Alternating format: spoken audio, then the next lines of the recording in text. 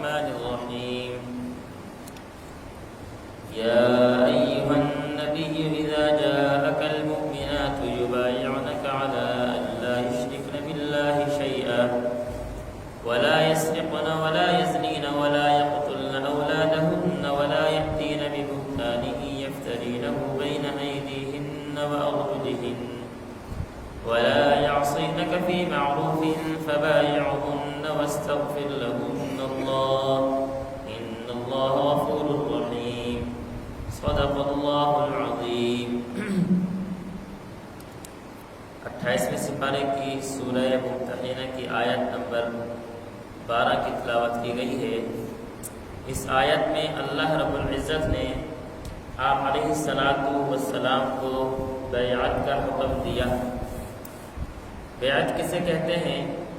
ایک انسان اپنی اصلاح کے لیے کسی اللہ والے سے تعلق جوڑ لیتا ہے، پھر اپنی دنیاوی اور دینی دونوں معاملات میں زندگی کے ہر لمحے میں اس اللہ والے سے مشورہ کر کے چلتا رہتا ہے، اور اس کے ساتھ ساتھ جو اللہ والے بزرگ اس آدمی کے اندر اس طرح کی چیزیں دیکھتے ہیں جس سے وہ اللہ کی نافرمانی یا گناہ میں چل رہا ہے، اس سے اس کو روکتے ہیں۔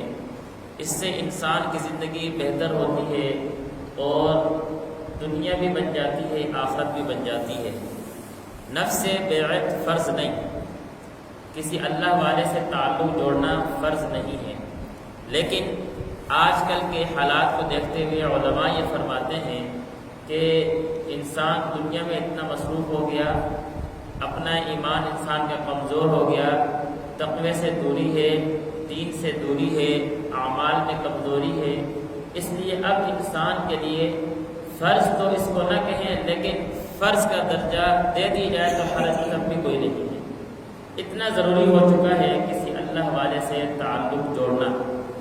اب جس آدمی سے تعلق آپ جوڑ رہے ہیں وہ کون ہو، کیسا ہو، کہاں متبع سنت ہو، یعنی اس کے ظاہر میں بھی سنت کی پیروی ہو، باطن میں بھی سنت کی پیروی ہو، اس سے قریب ہونے میں آپ کا دنیا سے جی چرائے، جی ہٹے، اور آخرت میں آپ کا جی لگے، اعمال میں آپ کو رغبت ہو، اعمال کا شوق پیدا ہو، ایسا نہ ہو کہ جس کے ظاہر میں بھی دین نہیں، باطن بھی کیا ہے اندر سے خراب ہے، وہ تو آپ کو ساتھ جوڑنے کے بجائے اور پیچھے کرے گا۔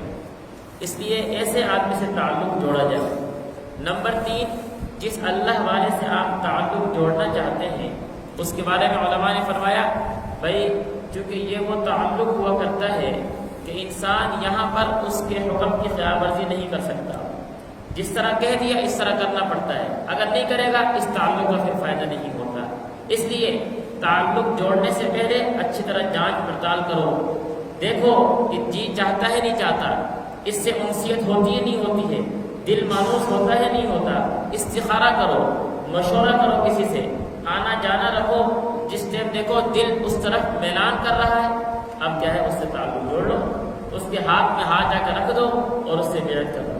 یہ ہے بیعت۔ اس آیت میں اللہ نے آپ علیہ السلام کو جو بیعت کا حکم دیا وہ مستورات کے لیے دیا ہے۔ عورتوں کے بارے میں حکم فرمایا یا ایھا النبی، اے نبی، اذا جاءک المؤمنات، جب آپ کے پاس مؤمن عورتیں آ جائیں، یبایعنک، ان کے ساتھ آپ کیا کریں؟ بیعت کریں۔ اب ان آیات میں 6 وہ اعمال بتائے گئے ہیں جن سے عورتوں کے پر ہاتھ پر رکھ کر بیعت لی گئی۔ یہاں پر 2 باتیں سمجھیں گے کہ مردوں کے بیعت کا ذکر آیا تو کوئی تفصیل نہیں ذکر کی گئی، بس اتنی سی بات کہ مردوں کے ساتھ کیا ہے؟ بیعت کی گئی ہے، لیکن جب عورتوں کی بات آئی تو عورتوں کی تفصیل ذکر کی گئی، کن کن چیزوں میں بیعت لی گئی۔ اس کی وجہ کیا ہے؟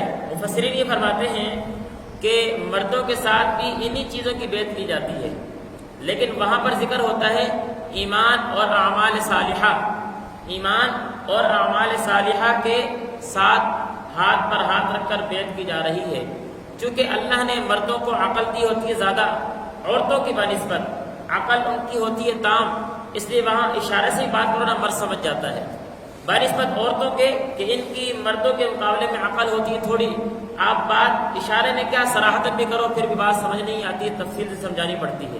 اس لیے اللہ نے جن چیزوں کی بیت کی تفصیل سے ذکر کر دیا تاکہ کسی عورت کے ذہن میں کوئی بات ایسی نہ ہو جو نہ سمجھ آنے والی ہو، تفصیل سے ذکر کر دی۔ نمبر 3، تیسری بات یہ ہے عورتوں کے ساتھ جو بیت کی ترتیب ہوا کرتی ہے وہ مردوں کی طرح نہیں ہوتی کہ ہاتھ پر ہاتھ رکھ کر بیت لی جائے۔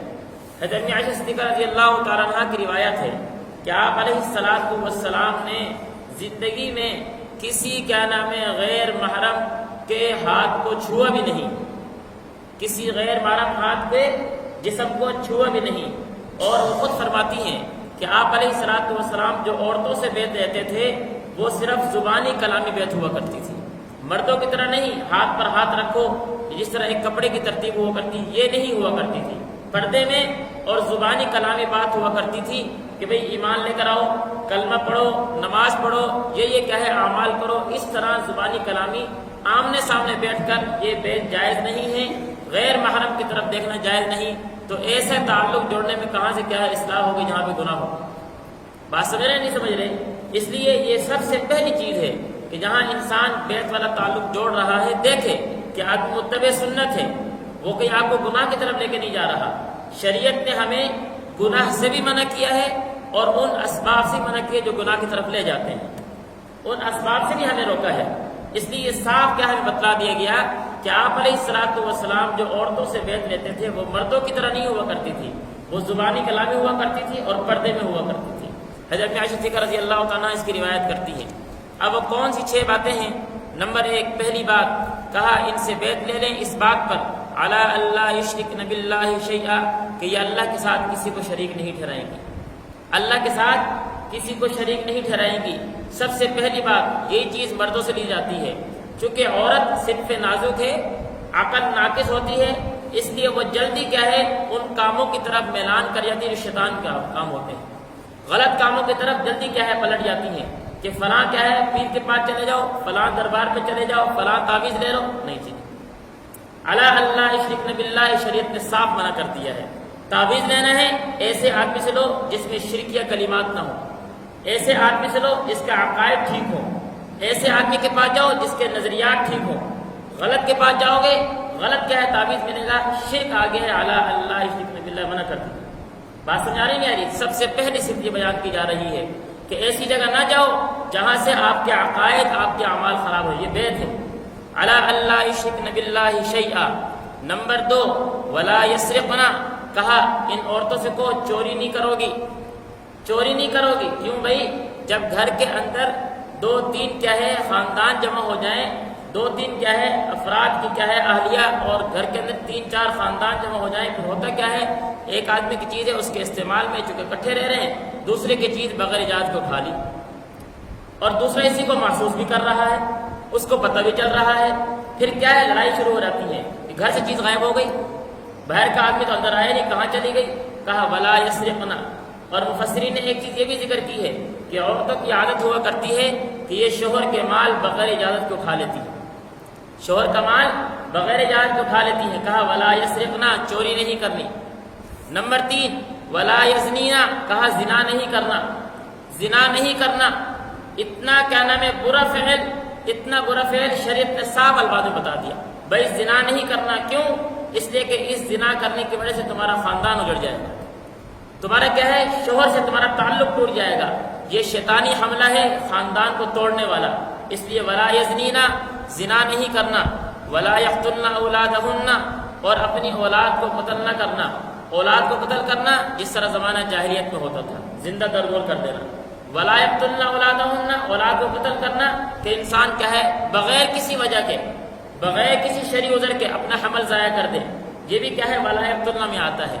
حمل کا اسقاط اگر شرعی نقطہ نظر سے جائز نہ ہو اس کا اسقاط کرنا تو وہ اولاد کے قتل میں آتا ہے۔ عورت کمزور ہے الگ بات ہے، جو شیر خوار بچہ ہے دودھ پینے والا وہ چھوٹا ہے، اس کی غذا پوری نہیں ہوتی، یہ عذر ہے۔ اگر اس طرح کے عذر نہیں پائے جا رہے ہیں پھر کیا ہے حمل کا اسقاط کیا جا رہا ہے، یہ بھی ولا یقتلن اولادہن میں آتا ہے کہ اولاد کو قتل کیا جا رہا ہے۔ اسی طرح ولا یأتین ببہتان یفترینہ بین ایدیہن وارجلہن، کہا ایسی بہتان کے ساتھ بھی نہیں آنا جو انسان کے 2 ٹانگوں کے درمیان والی کیا ہے بہتان کے ساتھ ہوتا ہے، یعنی زنا۔ کیا بتلایا کہ کبھی ایسا مت کرنا کہ کسی دوسرے آدمی کا بچہ ہے اور اس کی نسبت اپنے شوہر کی طرف کر دینا، یہ بھی ٹھیک نہیں ہے۔ اور اسی طرح کہ انسان زنا کروا لے، پھر حمل ہو جائے، بچہ پیدا ہو جائے، ہے کسی اور کا، نسبت شوہر کی طرف ہو رہی ہے عزت بچانے کے لیے۔ صاف الفاظ میں کیا ہے قرآن مجید کہہ رہا ہے کہ وَلَا يَأْتِينَ بِبُهْتَانٍ يَفْتَرِينَهُ، ایسی بہتان کے ساتھ نہیں آنا جو انسان کے ہاتھ اور پاؤں کے ذریعے ہوا کرتے ہیں۔ اور نمبر 6 آخری وَلَا يَعْصِينَكَ فِي مَعْرُوفٍ، جب بیعت کر لی، اب بیعت کرنے کے بعد کیا مطلب ہے؟ فی معروف، جو نیکی کے کام ہیں، جن کی پیغمبر تمہیں ترغیب دیں، جو اللہ تعالیٰ کے احکامات ہیں، ان کی نافرمانی نہیں کرنی۔ اب نماز پڑھنی ہے، روزہ رکھنا ہے، حج ادا کرنا ہے، زکوٰۃ دینی ہے، کسی کا حق نہیں دبانا، یہ اوصاف بتائے ہیں، ان کے مطابق زندگی گزارنی ہے۔ یہ ہے وَلَا يَعْصِينَكَ فِي مَعْرُوفٍ، کہ معروف نیکی کے جتنے بھی کام ہیں ان کی نافرمانی نہیں کرنی، ان کے کیا ہے غلط طریقے میں نہیں چلنا، ان قانون کو توڑنا نہیں ہے۔ ان ساری چیزوں کے بعد اللہ نے فرمایا ان اللہ غفور الرحیم، اگر تم ایمان لے آئی اور اس کے مطابق زندگی گزار دی تو پھر اللہ معاف کرنے والے بھی ہے، رحم کرنے والے بھی ہے۔ اور اگر ان کے ہٹ کر چلو گے پھر کیا ہے انسان مغفرت کی کیا ہے امید رکھے؟ تو یہ بات میں نے پہلے بھی کی ہے کہ انسان اعمال کی طرف آتا نہیں ہے، گناہ سے توبہ کرتا نہیں ہے، استغفار ہے نہیں، اور کیا کہتا ہے اللہ معاف کرنے والے ہیں۔ نماز پڑھے نہیں انسان، اللہ معاف کرنے والے ہیں۔ چوری کرتا رہے، اللہ معاف کرنے والے ہیں۔ بھائی مغفرت اتنی آسان نہیں ہے، مغفرت اتنی آسان نہیں ہے۔ پہلے کچھ کر کے دکھاؤ گے تو پھر کیا ہے مغفرت ملے گی۔ اللہ نے ہمارے لیے کیا ہے راستے رکھے ہوئے ہیں۔ اللہ نے ہمارے لیے جہنم بنانے کا کیا مقصد تھا؟ پھر اگر مغفرت ہی کرنی تھی تو انسان کو پھر کیوں اختیار دیا گیا؟ یہ اختیار ہمیں یہ بتا رہا ہے کہ اپنے اختیار سے غلط کام کرو گے تو سزا ملے گی۔ اگر مغفرت کا ہوتا نظام تو ٹھیک ہے یار، انسان سے غلطی ہو گیا، اللہ نے معاف کر دینا، کوئی ضرورت نہیں جہنم بنانے۔ نہیں کہا تمہیں اختیار دیا ہے، عقل دی ہے، تعلیمات دی ہیں، علماء دیے ہیں، کتابیں دی ہیں، انبیاء کا سلسلہ ہے۔ اب اس کے بعد غلط کام کرو گے سزا ملے گی، اچھے کام کرو گے جنت میں چلے جاؤ گے۔ اس لیے یہ ہمیں سمجھا دیا کہ ان اوصاف کو اپنانے کے بعد اس کے مطابق زندگی گزارتے رہو گے۔ ان اللہ غفور رحیم، اللہ معاف کرنے والے ہیں۔ اللہ ہمیں سمجھنے کی توفیق نصیب فرمائے۔